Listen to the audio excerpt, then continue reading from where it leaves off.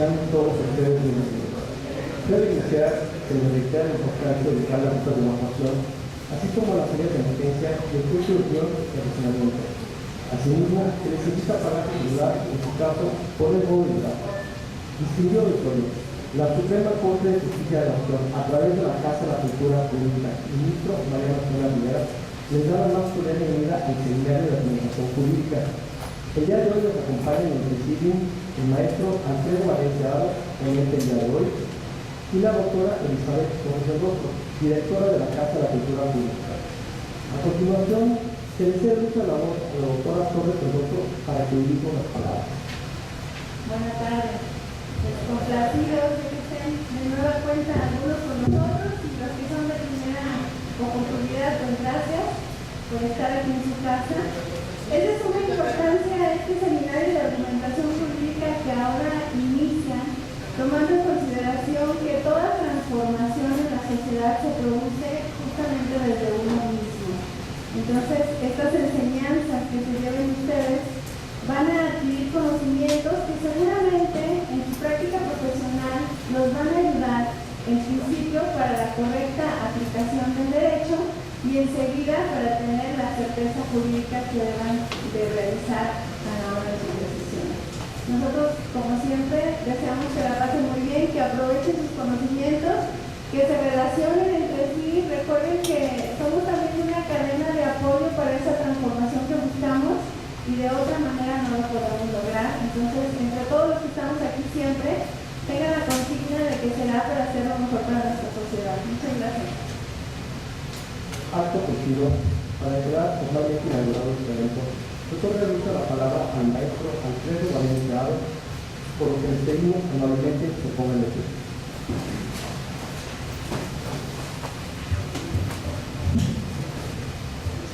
Muy buenas tardes. En la ciudad de Guadalajara, Jalisco, siendo las 16:06 del día 19 de septiembre del año 2016, declaro solemnemente inaugurados los trabajos del Seminario de Argumentación Jurídica, organizado por la Suprema Corte de Justicia de la Nación, a través de la Casa de la Cultura Jurídica, ministro Mariano Rivera.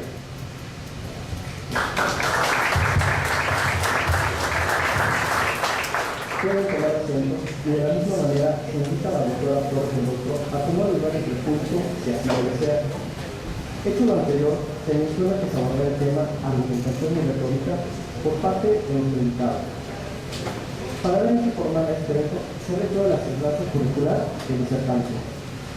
El maestro Alfredo Valenciano cursó licenciatura en Derecho en la Universidad de Guadalajara, maestría en Derecho con terminal de especialización en Derecho Profesional y Amparo en la División de Estudios de Posgrado de la División de Estudios Jurídicos de la Universidad de Guadalajara.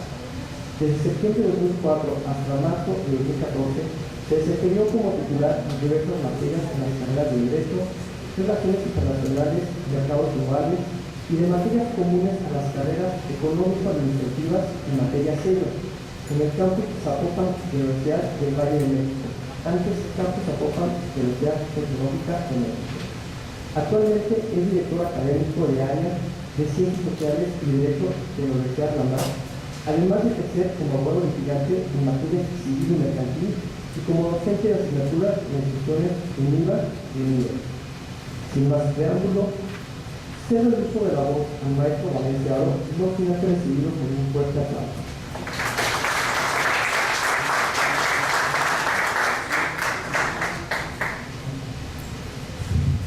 Bueno, muchas gracias por estar aquí presentes. Muchas gracias a la maestra Manuel Rostro por habernos invitado a formar parte de este curso. Me voy a disculpar, me gusta, como docente, me gusta mucho moverme en el público, entonces voy a bajar y voy a tratar de, la mayor parte del tiempo, permanecer acá abajo, ¿no? Espero yo que no les incomode, pero seguro que voy a andar en los pasillos, ¿no? Bueno, el tema que vamos a tratar hoy es muy teórico, es la introducción al seminario de argumentación jurídica y tiene que ver con los conceptos fundamentales de argumentación y retórica.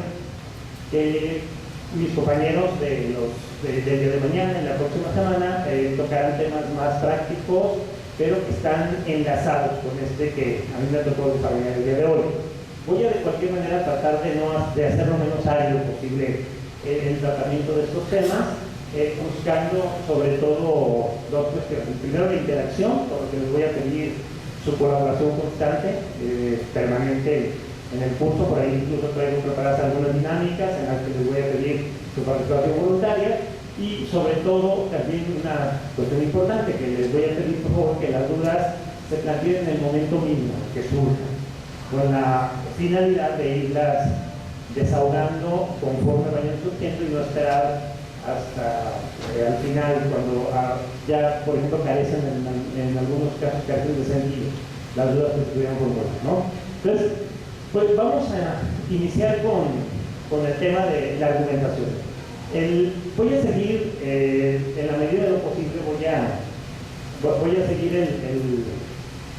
el programa, el temario que todos ustedes recibieron cuando recibieron la invitación, pero en algunos casos voy a adelantarme y regresarme para poder de alguna manera darle sentido a la explicación de algunos temas, ¿no? Esto para lo siguiente, el primer tema concreto ya del temario es la historia de la argumentación. Creo yo que antes de entrar en el tema de la historia de la argumentación, voy a permitirme adelantarme un poco y hablar de un tema que considero que es más importante por lo básico, por lo fundamental, que es la definición o la conceptualización de lo que entendemos por argumentar. ¿Qué es la argumentación? ¿Qué es argumentar? En esto, bueno, voy a seguir a varios autores, sigo sobre todo, por ejemplo, el manual de argumentación y retórica de la Suprema Corte de Justicia, a Manuel Atienza, a Robert Alexí, principalmente, pero tratando de hacer una mezcla de no citarlos a la letra, sino de parafrasearlos o de alguna manera combinar lo que cada uno de ellos dice, ¿no? Todos estos autores mencionan en común que argumentar, tenemos que argumentar el acto de otorgar razones para apoyar una posición cualquiera, una opinión cualquiera que tengamos, una consideración personal que tengamos sobre cualquier tema. ¿Sí? La argumentación consiste en tratar de fundamentar en motivos, en razones, por qué creemos algo, por qué tenemos una opinión, por qué consideramos que algo debe ser de cierta manera. La argumentación no se limita a una cuestión jurídica. Obviamente el aspecto de la argumentación empieza en la vida cotidiana. Muchas veces tenemos que argumentar, tenemos que expresar razones, sobre todo cuando nuestra posición no es la de, ya no digamos nuestro contrario, como en materia litigiosa, sino nuestro complementario. Piensen, por ejemplo, la gran mayoría que estamos aquí ya casados o tienen alguna pareja, y piensen sencillamente en eso, cuando yo y mi pareja no tenemos la misma posición respecto de lo que se va a hacer, por ejemplo, el fin de semana. ¿Sí? Que si vamos a ir con los papás, o vamos a ir con los míos, o eso, por ejemplo. Ya el simple hecho de tener una posición divergente, una posición diferente, por cualquier cuestión en concreto, nos obliga a dialogar, nos obliga a negociar. Y para poder convencer al otro de que mi posición es la correcta, necesito argumentar, necesito dar motivos, dar razones. ¿Por qué mi posición es la correcta? ¿Por qué en lugar de ir con tus papás es mejor, o considero que es mejor ir con los míos? ¿No? O viceversa, ¿no? Pues hay quien se lleva mejor con sus suegros que con sus padres, ¿no? Es raro, pero seguramente lo sabrán. Entonces, piensen en eso, o sea, incluso seguramente, como sucede en la mayor parte de las disciplinas humanas, la práctica precede a la reflexión o a la teoría sobre algo. Todos nosotros nos hemos visto en la necesidad de argumentar desde muy temprana edad, y sin reflexionar sobre lo que eso significa, y sin reflexionar sobre los modos de hacerlo. ¿Sí? ¿Cuántas veces no lo hemos tenido que hacer, por ejemplo, como hijos de familia? ¿Cuántas veces tuvimos que pedir un permiso y convencer a nuestros padres, por ejemplo, de que nos dieran permiso cuando se estilaba pedir permiso. Digo, ahora ya no, ¿eh? Ahora no se estila pedir permiso. Ahora hay poca gente joven aquí, pero seguramente nos darán como vistos en esta edad, eso de pedir permiso, ¿no? Pedir permiso para una fiesta, un viaje, ¿no? Pero recuerdan, las personas de mi generación anterior recordarán que teníamos que pedir permiso. Y la primera tarea, ardua tarea, era convencer a nuestros padres, ¿sí?, de que nos permitieran ir, cuando nuestros padres consideraban que no debían de permitirnos ir. Entonces, eso nos obligaba a argumentar, a dar razones, a dar motivos. ¿Por qué tener que confiar en mí? ¿Sí? Bueno, normalmente los padres siempre se preocupan por las malas compañías que uno pueda tener. Casi ninguno piensa que yo puedo ser la mala compañía de los demás. Casi ningún padre piensa que su hijo puede ser la mala compañía de otros. Siempre se preocupan por la mala compañía. ¿Cómo convencer a un padre? ¿Se acuerdan lo que teníamos que hacer para convencer, lo que teníamos que decir? ¿Cómo teníamos a veces que torcer incluso la realidad? ¿No? Sí, porque también dime eso, ¿no? Nadie dice, hasta ahorita nadie dice que esas razones o esos motivos que alegamos sean válidos. Pueden ser motivos o razones no válidos, ¿sí? Al final de cuentas se estará haciendo exactamente lo mismo, argumentar. Luego más adelante, ya no como hijos de familia, cuando tratamos casi siempre los varones, bueno, nos tocó esa tarea, cuando tratamos de convencer a alguien de que era la persona idónea para hacer ¿cómo se llama?, para establecer un noviazgo, una relación, ¿cuánto tuvimos que argumentar? Bueno, tipo de las cosas, ¿no? Y a lo mejor hasta manipular. Esta parte es muy importante, ¿sí? Porque vamos a ver más adelante la retórica. Son cosas diferentes, pero también íntimamente relacionadas, la argumentación y la retórica. ¿Sí? La argumentación tiene que ver con eso, con el hecho de otorgar razones, otorgar motivos para decir mi posición, mi opinión, mi consideración es la correcta en tal punto, en respecto a tal cuestión. ¿Sí? Pero también hay que reconocer que no todos somos igualmente capaces o igualmente muchos hábiles para argumentar. ¿Sí? Habrá personas que sean habilidosas para convencer a casi cualquier otra persona, ¿no? ¿Se acuerdan? Incluso, no me dejan mentir, no se acuerdan que cuando estábamos pequeños o jóvenes, precisamente esa habilidad la sacaban nuestros padres para decirnos que estudiáramos derecho, ¿no? Yo les estoy porque eres muy,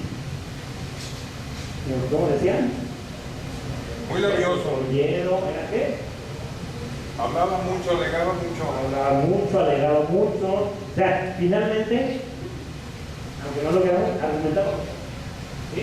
Nos veían esa capacidad de argumentar, esas ganas de hacerlo, ese gusto incluso por hacerlo, ¿sí? Porque habrá gente a la que no le guste. Normalmente cuando se dan discusiones y gente a la que no le guste, es gente que va a estudiar se retira. Y hay otros que no teníamos que tener el día en la discusión y nos metemos, ¿no? Antes discutimos para allá y nos metemos, ¿no? Esa es una habilidad que también está muy relacionada con la abogacía, la habilidad de argumentar. Entonces, vamos a hablar sobre ella, ¿sí? Como les comento, la definición del concepto de argumentación viene más adelante. Vamos a ahondar un poquito en ella más adelante, pero sí quería iniciar con esta cuestión de la argumentación en este punto, antes de empezar a ver la historia de la argumentación. No vamos a ver la historia de la argumentación en general, porque creo yo que sería exageradamente amplio verlo así de esa manera, y también sería poco útil con respecto a lo que perseguimos. Entonces lo voy a limitar a la historia de la argumentación jurídica, que es la que nos interesa, aunque el tema incluso de argumentación jurídica viene más adelante. También esa parte es importante.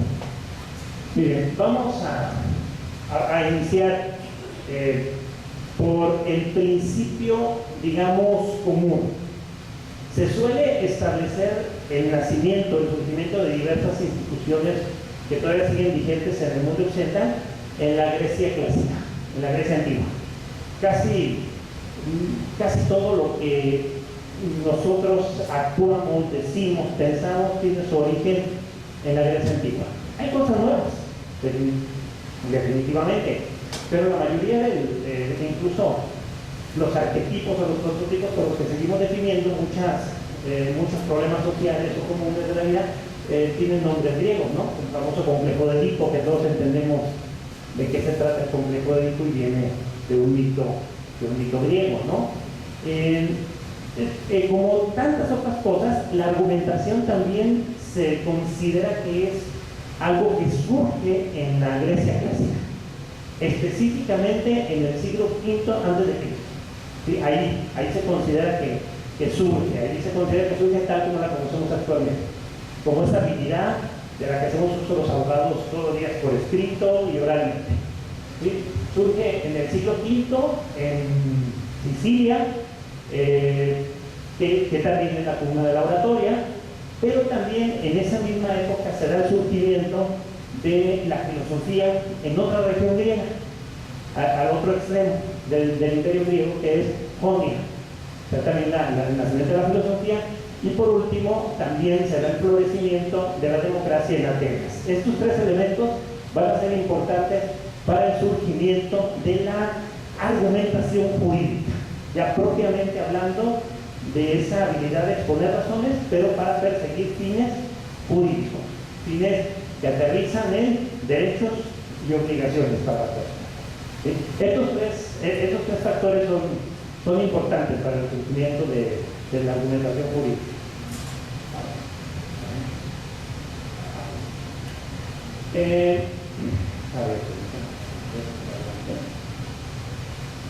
Ok.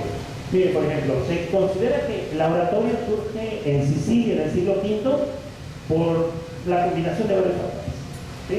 Sicilia era un territorio poblado por griegos, de hecho, esa parte se conoce incluso como la Magna Grecia, y en esa época, en el siglo V, se dan varias condiciones. Primero, Sicilia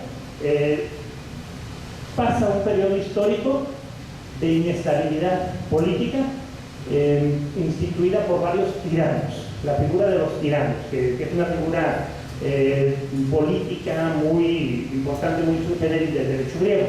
¿Sí? Los tiranos, que bueno, nosotros hemos dado el nombre,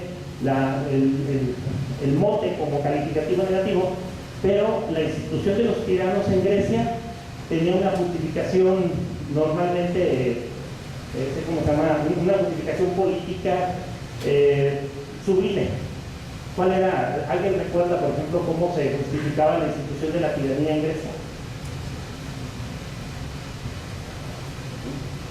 Digo, actualmente cuando decimos la palabra tirano, nos referimos a algo negativo por sí mismo. O sea, la sola palabra tirano es utilizada como peyorativo, un término peyorativo o un término negativo.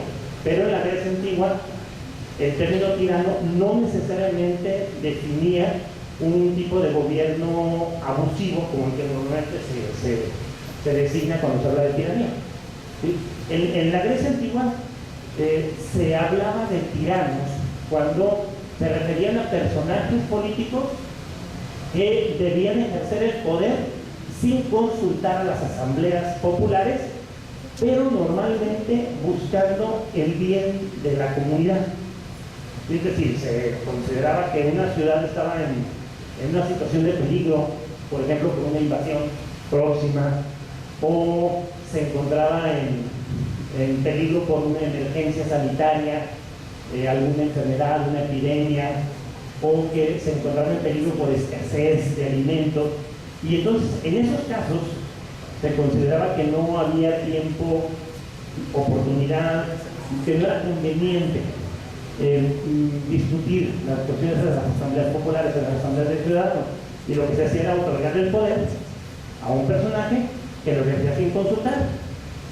Era un tirano que ejercía sin consultar el poder, pero lo hacía casi siempre buscando el bien de la comunidad. De ahí es donde viene, como lo usaban los griegos. Los griegos utilizaban el término tiranía para referirse a esa institución política. Obvio, es algo que ya sabemos nosotros, incluso por experiencia propia, desgraciadamente histórica, Dice un dicho que el poder corrompe y el poder absoluto corrompe absolutamente, y pasaba con los tiranos griegos lo que pasa con los tiranos actuales, ¿no? Que una vez con el poder en las manos, no lo querían soltar, o lo ejercían no para el bien de la comunidad, sino para el bien propio o el de sus allegados. Entonces, los tiranos que habían gobernado Sicilia en los años anteriores al inicio del siglo V, habían provocado modificaciones muy importantes en la propiedad de la tierra. Le habían quitado la tierra a unas personas y le habían otorgado esa misma tierra a otros. ¿Sí? Habían trasladado los derechos de propiedad de unas capas de la población a otras, de algunas personajes a otros, y habían hecho un verdadero desorden. ¿Sí? Un poco, si me permite si me permiten la similitud, bueno, un poco lo que hicieron los gobiernos revolucionarios de Lázaro Cárdenas y siguiente con la reforma agraria. Quitar la tierra de unas manos, ponerla en otras, con buenas intenciones. O sea, hay que aclarar, se supone que se buscaba el bien de la comunidad, que fue también lo que se buscaba con la reforma agraria, ¿no? Si se logró o no se logró el bienestar, ya puede ser motivo de muchos análisis, pero en la Sicilia del siglo V a.C., pues se dio este caso. La tierra, se había modificado la propiedad de la tierra de manera radical. Los dueños de la tierra no eran quienes lo habían sido unos años o unas décadas antes. ¿Qué provocó eso? Bueno, al terminar la época de los tiranos, provoca que los antiguos dueños quisieran recuperar sus tierras. Algo muy natural y que cualquiera de nosotros apoyaría, ¿no? Recuperar sus tierras, recuperar sus posesiones. Estos litigios, por ejemplo, el decidir a quién correspondía la propiedad de la tierra, si correspondía a los nuevos dueños o a los anteriores, se tenía que dividir en litigios frente a jurados populares, formados no como por ejemplo la regla inglesa de los 12 personas, ¿sí? Sino por jurados populares formados por todos los ciudadanos con derecho a participar de una ciudad, y que podrían ser 200, 500 personas. Entonces eran auditorios inmensos de ciudadanos, ¿no? Se tenían que dividir los litigios ahí en esa forma. Y obviamente esos jurados no eran la gran mayoría, quizás había algunos, pero la gran mayoría no eran especialistas en derecho, no eran abogados, ¿no? Entre otras cosas, porque ni siquiera existía todavía la carrera propiamente de abogado, no eran profesionales del derecho, no eran jueces, ¿sí? Y normalmente eran susceptibles, más que a cuestiones, por ejemplo, técnicas, eran susceptibles a cuestiones sentimentales, a cuestiones persuasivas.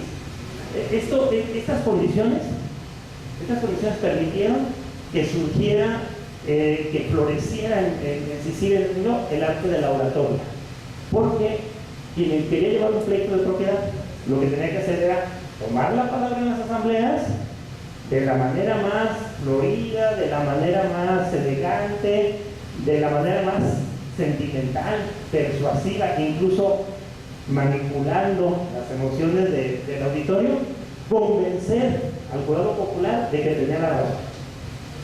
¿Sí? Eso es lo que permite el florecimiento de la razón. Los primeros grandes oradores de Grecia van a surgir en este ambiente y van a, inmediatamente que surge una necesidad, surge quien la quiera satisfacer, obviamente sacando un beneficio. Y aquí surge, propiamente hablando, la figura del abogado.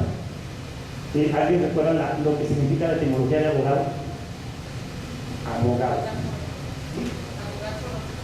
Abogar, ¿pero qué significa abogar?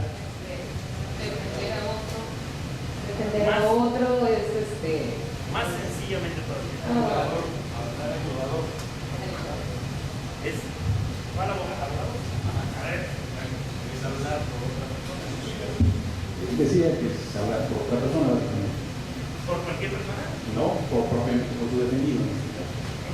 Hablar con una persona. La etimología del término abogado nos dice que abogado es aquel que habla a nombre de otro, no a nombre de sí mismo, no para sí, sino a nombre y en beneficio de otro que no es capaz de hablar por sí mismo o que no es tan hábil para hablar por sí mismo como lo es el abogado. Aquí surgen los primeros abogados. El término que se utilizó para designar eran logógrafos, eran los famosos logógrafos, personas que originalmente se dedicaban a redactar los discursos. Cuando alguien dice, oye, tengo un pleito de propiedad, necesito ir al jurado popular a defender mi caso, convencer a la mayoría de que voten a mi favor, pero no soy muy bueno en eso de construir discursos. Iban y le pagaban a una persona, y esa persona elaboraba el discurso que el ciudadano leía ante el auditorio. Eso es lo que hacían originalmente los logógrafos. Después, pues derivando poco a poco la cuestión, bueno, no solamente hagas el discurso, ¿no? ¿Qué te parece si vas tú y lo lees? ¿Qué te parece si vas tú y lo actúas? No solamente leerlo, lo actúas, lo escenificas el discurso, ¿no? Para que sea más convincente. Y ahí surge la figura del abogado. O sea, no estamos hablando de personas que tenían preparación técnica en derecho, en normas jurídicas. Estamos hablando que eran personas que tenían sobre todo habilidades de tipo histriónico, de tipo de la voz, el manejo de las palabras, del argumentativo, y también histriónico, porque muchas veces se trata de actuar los discursos. Alguien aquí, seguramente, más de alguno, pero alguien aquí, por ejemplo, ha tomado clases con Toastmaster o en alguna escuela de oratoria. ¿No? ¿Nadie? Pero claro, es rarísimo porque casi yo creo que somos abogados más de la mitad de los estudiantes habituales de Toastmaster, ¿no? De las escuelas de oratoria. Pero en las escuelas de oratoria nos enseñan no solamente a construir los discursos, sino también a actuarlos, ¿no? De la mímica, de los gestos, de la entonación, del énfasis, todo eso, ¿no? Entonces, los primeros abogados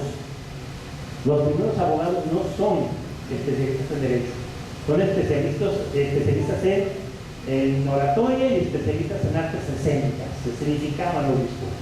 Surgen aquí. Esto es lo que permite el surgimiento de la argumentación con fines ya propiamente jurídicos, con fines de convencer al jurado de que se tenía la razón el cliente que estábamos defendiendo, ¿no? Ahora, muchos de los interesados por propiedad, decíamos, se saben o se sienten incapacitados para presentar de manera convincente por sí mismos, lo que decíamos un momento. Eso provoca el surgimiento de los logógrafos, que originalmente elaboran los discursos y posteriormente se encargan de escenificarlos, ¿no? Y como los jueces, como el jurado no estaba formado por jueces profesionales, estas personas lo que trataban de hacer era presentar de forma convincente la causa, de forma convincente, utilizando todos los recursos. Dicen que en la guerra y en el amor todo se vale, y en el litigio un poquito menos, pero también, ¿no? Por ahí. Entonces, teníamos que utilizar todos los argumentos posibles, ¿no? ¿Cuál era el objeto? Finalmente, convencer al jurado de que la causa que defendía cada orador en particular era la correcta, ¿no? Y muchas veces era difícil discernir cuál era la correcta. De aquí nos vamos a Atenas. En Atenas, el conocimiento de la democracia permite continuar con el desarrollo de la oratoria. O sea, ya no estamos en Sicilia, sino en Atenas. También se da un refinamiento del arte de la oratoria. ¿Por qué? Bueno, primero, en Atenas los procedimientos judiciales, no se había refinado todavía el derecho como se va a refinar en Roma, pero ya había procedimientos judiciales de tipo, digamos, moderno, entre comillas. Los procedimientos judiciales exigían que el denunciante y el acusado se presentaran por sí mismos a defender la causa. O sea, tenían que ser ellos quienes tenían que defender la causa. Solamente podía ser acusado o acusado de un ciudadano griego. O sea, no había posibilidad de que alguien que no fuera ciudadano, por ejemplo un peregrino, un esclavo, pudiera participar en un juicio. Eso era exclusivo de los ciudadanos, ¿sí? Se tramitaban todos los juicios ante el jurado popular. Aquí se eligió por sorteo, eran jurados menores, que ya no eran tan amplios como en Sicilia, y podían participar teóricamente en él todos los ciudadanos que podían participar en política, todos los que eran libres, propietarios, mayores de edad, que era después de los 25 años, por ejemplo, ¿sí? Y ¿cómo se llama? Pero también aquí en Atenas se empieza a combinar otro elemento diferente con Sicilia. Hasta aquí se parece a lo que sucede en Sicilia. Pero a partir de ese momento, también aquí en Atenas se da algo diferente, que es el surgimiento de las escuelas filosóficas. Las escuelas filosóficas van a provocar que los argumentos se refinen, se hagan más complejos, porque los argumentos van a ser menos sentimentales y van a aludir más a la razón, a la lógica. Se va a refinar el discurso. En principio va a ser lo mismo, pero se va a refinar el discurso porque se van a empezar a influenciar por las diferentes escuelas filosóficas, la academia, Platón, Sócrates, Aristóteles y tantos otros, ¿no? Y por último, ¿cómo se llama? Esto provoca que en Grecia la profesión de orador, que se convierte en una verdadera profesión, llegara a ser una de las más importantes. Tan es así que, por ejemplo, existe un documento que se llama Canon de Alejandría. El Canon de Alejandría fue reunido en el siglo III después de Cristo por los gramáticos de Alejandría, que trabajaban en la biblioteca, donde trataban de señalar los 10 más importantes exponentes de todas las artes importantes o todas las disciplinas importantes de su tiempo. O sea, esa pasión por las listas no crean que está moderna, ya la tenían los griegos. Ya los griegos del siglo II después de Cristo ya elaboraban listas, ¿no? Como ahora nosotros elaboramos listas de los 10 mejores discos del año, etcétera, ¿no? Y revistas como tipo telenovela que los 50 más guapos, ¿no? Esas tonterías, esa costumbre también es una costumbre griega. Los griegos ya elaboraban listas, ya en el siglo II después de Cristo. Y curiosamente, en esa época ya aparece, por ejemplo, en el Canon de Alejandría, una lista de los 10 mejores oradores de Grecia, que habían alcanzado, obviamente, este nivel por un desempeño constante de la oratoria.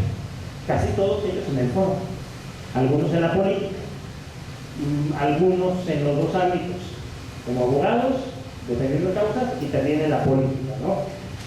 Esos son los 10, según el Canon de Alejandría, los 10 mejores oradores de Grecia, ¿no? Lisias, Sócrates, Antifón, Andócides, Iseo, Esquilo, Licurgo, Demóstenes, que es quizás el más conocido por todos nosotros, incluso porque lo rescata, ¿no? Aquella serie de caricaturas de Longato, ¿verdad?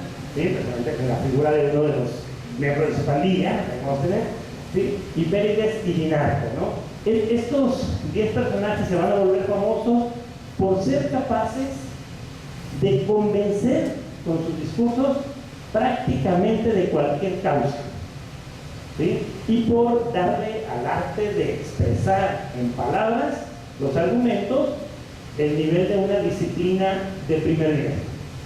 ¿Sí? Ser orador en Grecia era equivalente a ser filósofo, a ser un profesionista de primer nivel, ¿no?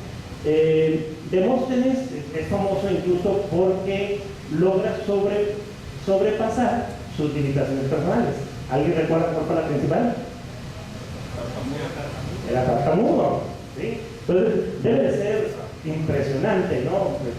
Lograr ser uno de los mejores oradores de Grecia, sobreponiéndose a la limitación física y psicológica, ¿no? Ahora sabemos que debe tener algo psicológico, a la limitación física y psicológica de la tartamudez.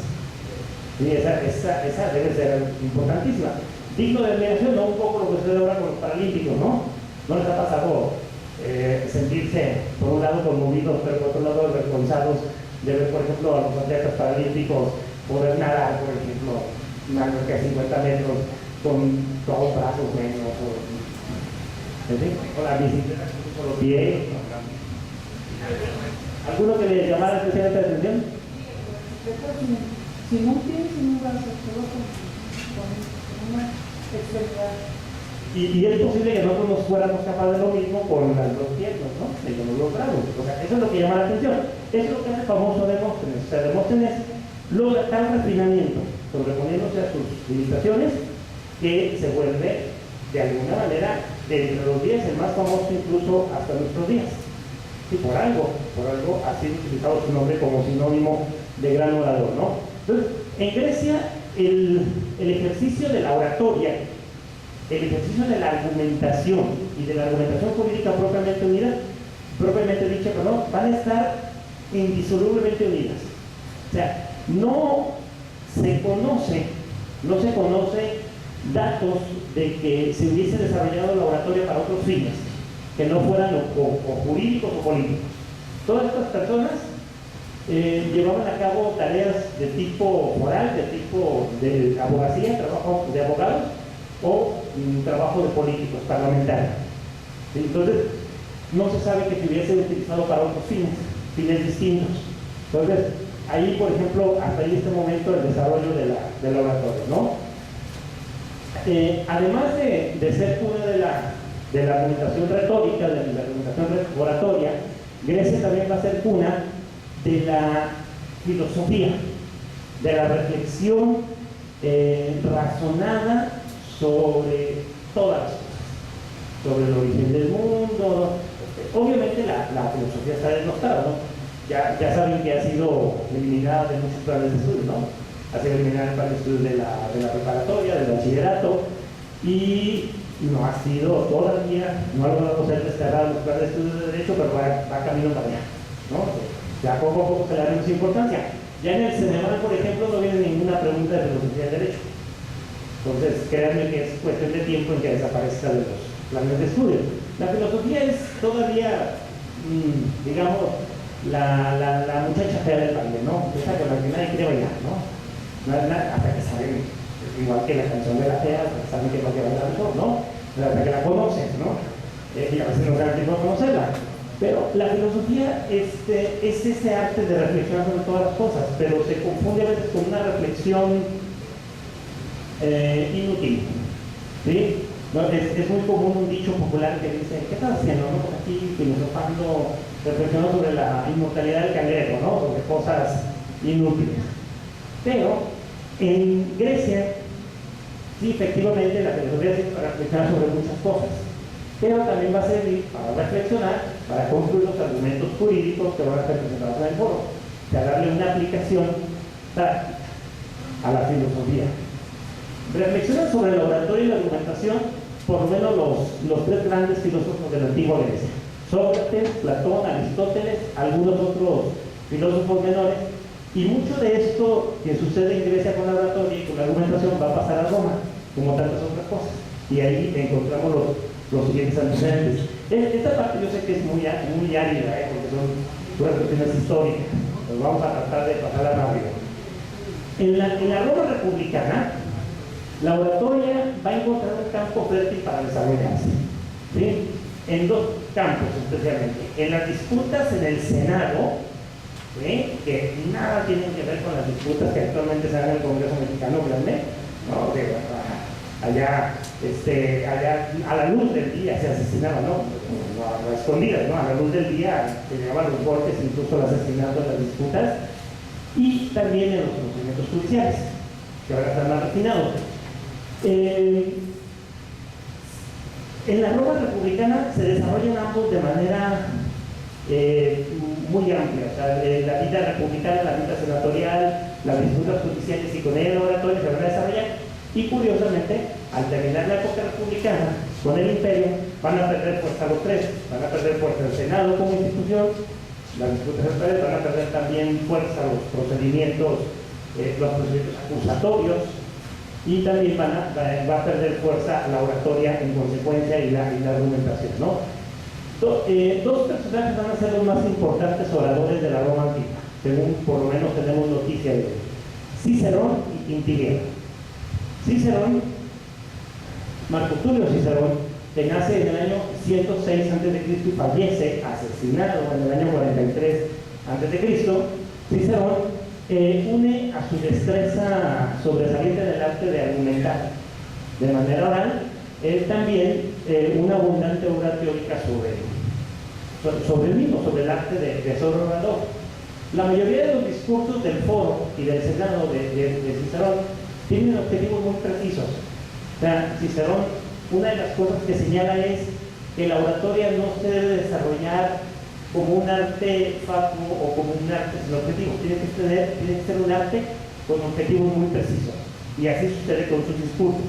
Sus discursos buscaban siempre un fin determinado: la defensa de una causa concreta, la búsqueda de unas pretensiones determinadas, o incluso en materia política, la muerte, la condena de un enemigo político, o la elevación a un rango, a un puesto público de algún amigo, de algún aliado, ¿no? O sea, sus discursos tienen todos tienen como marca definitoria que buscan un objetivo muy concreto.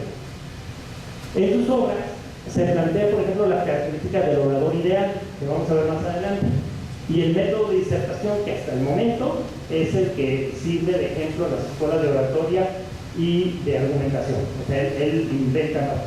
¿Cuáles son las características del orador ideal? Dice, ¿cuál es el método de argumentación que todavía se sigue utilizando? Por su parte, Marco Fabio Quintiliano, que ya en la época del primer imperio, del año 42 al 120 después de Cristo, a diferencia de Cicerón, desarrolla toda su labor en el foro, toda su labor oratoria. Él no va a ser senador, no va a meterse en disputas políticas. Todas las disputas que él va a participar son disputas de tipo judicial. O sea, toda su vida va a ser abogado. Pero va a combinar esa labor como abogado que inicia a los 19 años de edad, ¿sí? Obviamente cuando no se requería título, ¿no?, para hacerlo, se requería la habilidad, y une a esa habilidad oratoria, a ese desarrollo como orador, su desempeño como docente, y específicamente en la preparación de nuevos oradores para el foro. O sea, van a ser las dos labores que va a llevar a cabo durante toda su vida: defensa de intereses particulares en el foro y enseñanza de ciudadanos romanos para ser oradores. Y es acerca de la labor de la enseñanza que va a desarrollar sus obras teóricas, que vamos a ver más adelante. No, básicamente hablaba de cuál debe ser el método para preparar un buen orador, un buen argumentador, y cuáles deberían ser las características del orador o del argumentador ideal. Después del Quintiliano, la oratoria va a caer en decadencia. Estamos hablando también de la decadencia del Imperio Romano. Empieza la decadencia del Imperio Romano, junto con él decae el sistema acusatorio de enfrentamiento entre las partes, y se vuelve cada día más el sistema inquisitivo, la norma de los juicios en Roma. Desaparece el foro público, va ganando fuerza las instituciones imperiales, formas de aplicación del derecho más burocráticas, jueces nombrados por el emperador, que obedecen en principio a las órdenes del emperador y ya no permiten aquel intercambio de opiniones, ¿verdad? Y también, ¿cómo se llama? Pues obviamente va perdiendo, al perder su utilidad práctica, la oratoria, también va perdiendo su importancia. Y se conserva la oratoria como una disciplina que muchas personas aprenden y desarrollan, pero ya no tiene características prácticas. Ya quien la desarrolla es más por una cuestión de cultura general que por una cuestión práctica, ¿no? Entonces, pierde su valor en el imperio. En el Imperio Romano se pierde esto de la argumentación mucho.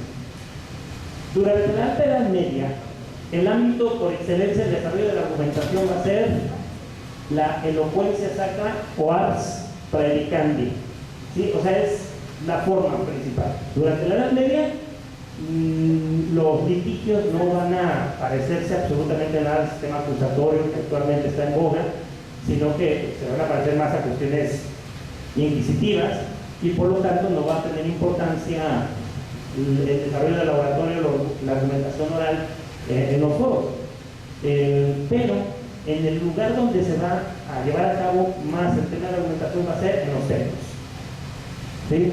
Los sacerdotes van a ser los encargados de alguna manera de darle vida a la oratoria durante este largo tiempo de la Edad Media, casi 10 siglos.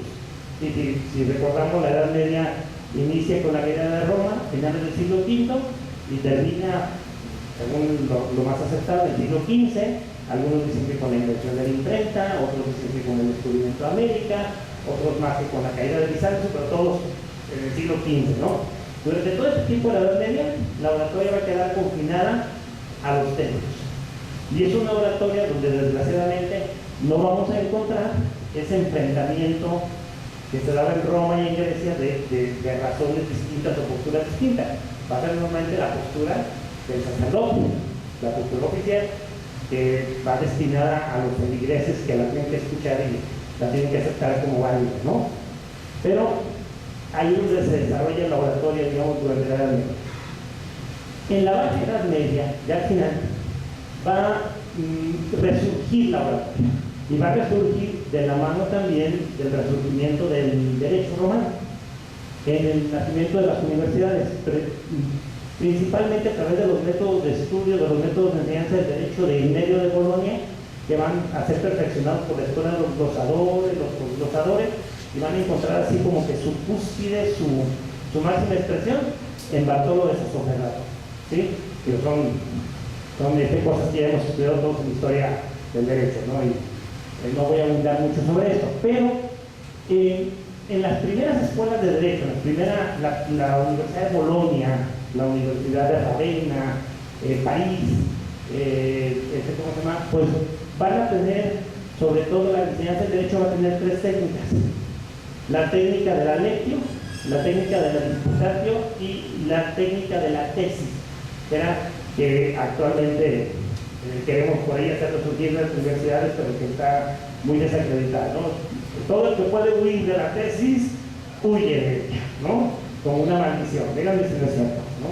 Tanto todos los que podemos, lo hacemos. La lectio,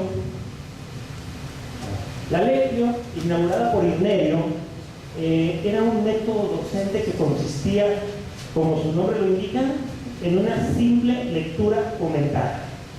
Una lectura comentada de fragmentos del Corpus Juris Civilis, de este documento elaborado suponemos que por muchos abogados, bajo las órdenes del emperador Justiniano, ¿no? Pero que se le atribuye a él. O sea, Ignazio se limitaba en sus clases a leer un párrafo del Corpus y a comentar. De ahí nace el nombre de su método de estudio, la lectura. Y de ahí tomamos nosotros la moderna palabra de lección, ¿no? Que se utiliza tanto en el ámbito latino como en el ámbito anglosajón para definir a una clase, la lectura, ¿sí? Posteriormente, después de Ignazio, algunos autores como quizás Rodrigo de Bolonia también, Gregorio, que es el primer especialista en derecho canónico, empiezan a utilizar un método más refinado, que es el de la disputatio. El de la disputatio ya no era solamente el maestro el que leía y comentaba, sino que frente a pasajes un tanto difíciles, polémicos del corpus, lo que se hacía era preguntar sobre posturas y enfrentar a dos alumnos que tuvieran posturas contrarias, para que cada uno expusiera su postura sobre la interpretación. Y el más hábil, el que construyera de mejor manera sus argumentos, o el que fuera más hábil para comunicarlo, convenciera a los demás de cuál era el correcto.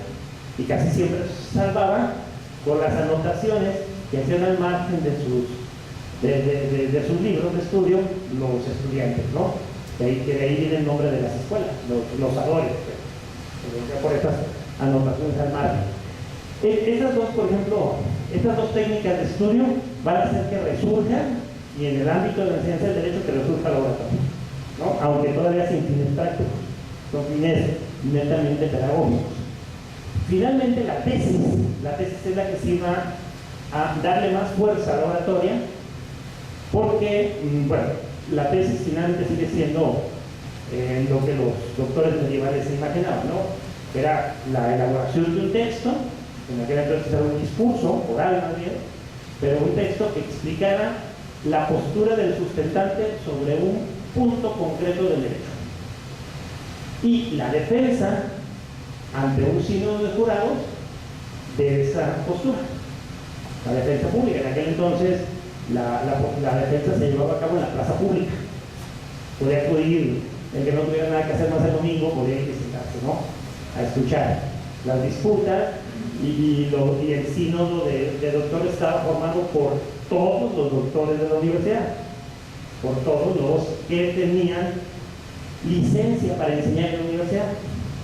Y el fin práctico, en este caso de la pieza oratoria desarrollada por el sustentante, era que le reconocieran a él también la calidad de doctor, que le dieran la licencia para enseñar. ¿Sí? Este método de la tesis fue utilizado durante muchísimos años en las universidades tradicionales como la forma única de adquirir el título en casi cualquier profesión, hasta que